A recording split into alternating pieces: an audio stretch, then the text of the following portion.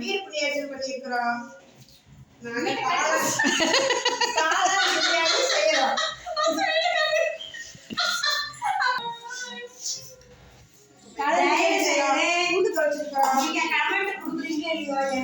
Enjoy பண்ணுங்க.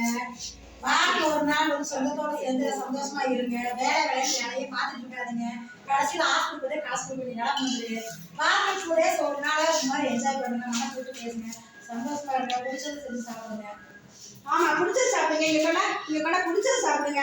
இங்க பாருங்க, இது அண்ணன் பொண்ணேன். இப்போ வாங்கிட்டு வந்து ஸ்நாக்ஸ் பாருங்க. வீட்டுக்கு இன்னைக்கு இதுதான் ஸ்நாக்ஸ். பிடிச்சதெல்லாம் சாப்பிடலாம். முறுக்கு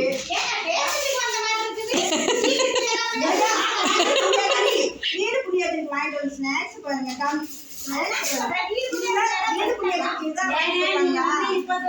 உணவுகள்லாம் சாப்பிடுவாங்க. அது பரவாயில்லைங்க. நல்லாதான் இருக்கும். தக்காளி கழிக்கலாமா? சொல்லுமா, என்ன சமையல்? சொல்லு என்ன. பிரியாணி சமைக்கிறோம். ஓகே. நாங்க 4 பேர் சேர்ந்து காய் இந்த பாருங்க.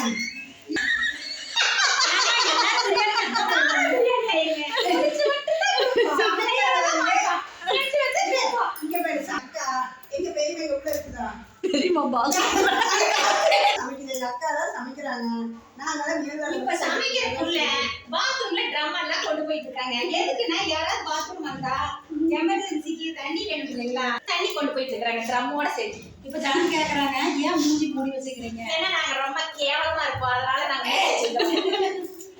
சும்மா சொல்றாங்க, விளையாட்டு சொல்றாங்க. அப்படி சொல்லு, அழகா இருக்கு சொல்லு.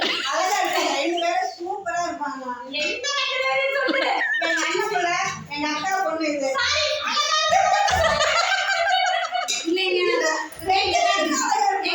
நான் ரொம்ப அசிங்கமா இருக்கேன், அதனால வந்து கலாய்க்கிறாங்க. இல்ல இல்ல, அழகாத்தான் இருப்பாங்க. சும்மா சொல்றேன், போய் சொல்லாதான் இருப்பேன். சும்மா சொல்றேன். ரொம்ப ரொம்ப நல்லா இருப்பேன். நான் நல்லா இருக்கேன்னு நினைச்சிட்டு நான் தலையெல்லாம்